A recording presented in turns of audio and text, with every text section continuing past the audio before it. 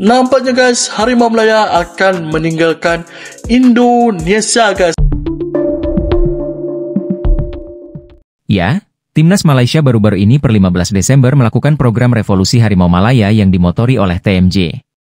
Tanggal keramat di bulan Desember yang mereka sebut sebagai momentum kebangkitan sepak bola Malaysia. Salah satu yang sudah dilakukan adalah memilih pelatih baru. Peter Klamovski ditunjuk sebagai pelatih baru Timnas Malaysia. Kemudian dalam rencana selanjutnya akan melakukan naturalisasi pemain-pemain baru, baik yang keturunan Malaysia ataupun yang tidak. Ada beberapa nama pemain grade A yang sering digadang-gadangkan akan membela Timnas Malaysia. Sehingga netizennya mengatakan bahwa pasukan Harimau Malaya akan meninggalkan Indonesia karena ada pelatih baru dan juga pemain baru. Nampaknya guys, Harimau Melaya akan meninggalkan Indonesia guys. Mesti korang dah tahu kan kenapa aku cakap sedemikian.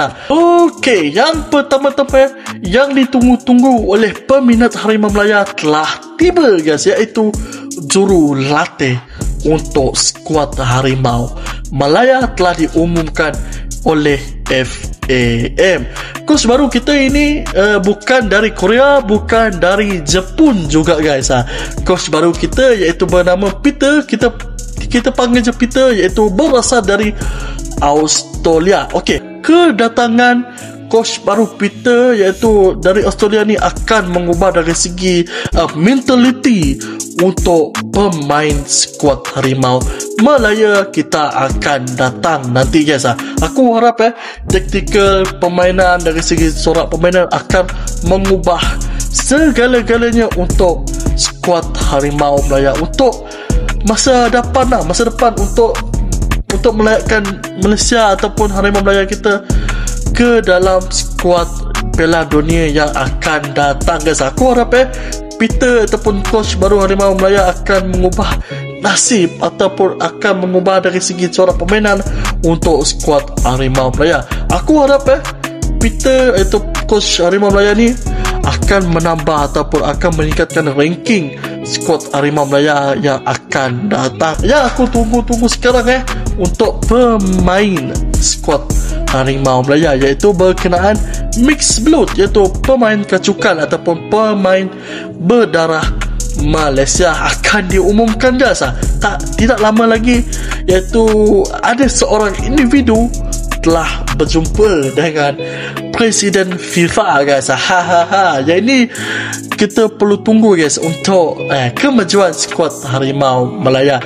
Sebab tu aku cakap Harimau Malaya akan meninggalkan skuad Indonesia guys.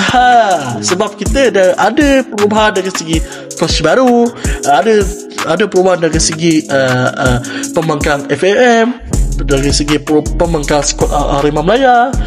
Aku harap akan tiba untuk peminat skuad Harimau Malaya yang akan ada perubahan untuk skuad kita guys. Sabar kita tunggu proses untuk seorang individu ni telah melakukan kerja yang sangat-sangat laju dan beliau telah berjumpa dengan Presiden FIFA. Korang tahu kan siapa dia?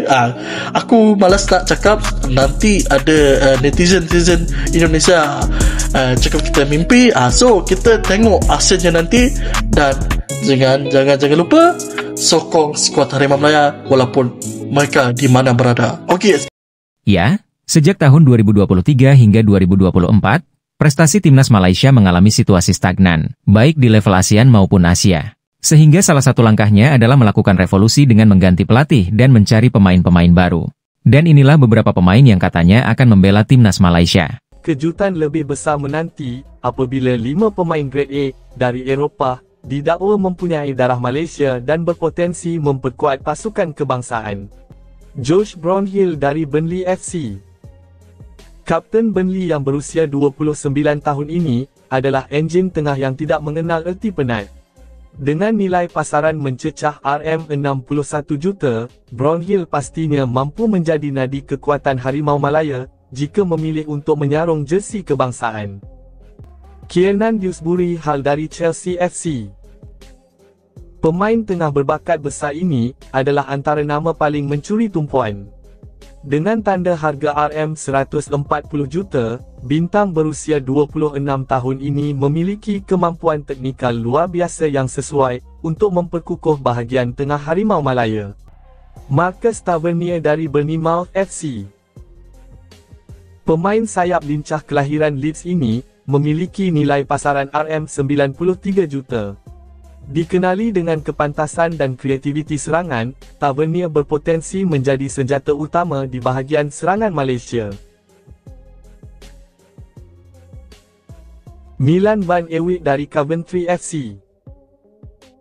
Pemain pertahanan kanan berusia 24 tahun ini menawarkan kelebihan dari segi kekuatan fizikal dan disiplin bertahan. Nilai pasaran RM37.4 juta menjadikannya salah seorang pertahanan kanan yang sangat dihormati di EFL Championship. Zian Fleming, Burnley FC, pinjaman ke Millwall. Pemain serangan ini adalah produk Akademi Ajah yang terkenal melahirkan bintang dunia. Beraksi sebagai pemain tengah menyerang atau penyerang utama, Fleming mampu menambah dimensi baharu dalam serangan Harimau Malaya. Namun beberapa pemain grade A yang digadang-gadang akan membela timnas Malaysia, hingga saat ini belum ada kepastian. Malah ada beberapa pemain yang awal-awalnya digembar-gembor akan membela timnas Malaysia, justru memilih negara lain karena juga memiliki pertalian keturunan. Sementara sebagian yang lainnya masih dalam tataran wacana dari warganet tetangga. Ya, kemudian ada beberapa media tetangga menurunkan beritanya bahwa seolah-olah Ketua Umum PSSI merasa risau dengan revolusi Harimau Malaya dan takut dipintas lagi Malaysia. Padahal statement Ketua Umum PSSI mengatakan bahwa apapun yang didapatkan Indonesia saat ini jangan berpuas diri. Timnas Indonesia harus gapai mimpi, kalau tidak Indonesia lewat lagi.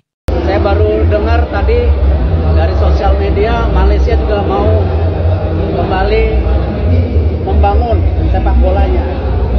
Ada coach baru katanya. Kita akan hire CEO. Kita akan lakukan ini ya. Ini kembali.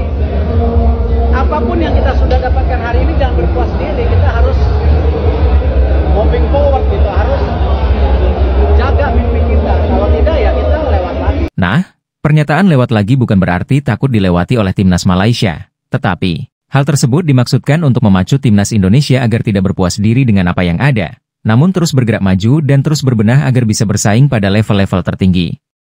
Hal ini karena dalam kompetisi dunia olahraga, setiap tim akan terus membuat perubahan namun tim-tim lain pun juga memiliki strategi yang berbeda untuk melangkah maju. Sehingga langkah antisipasi dengan strategi-strategi baru juga penting.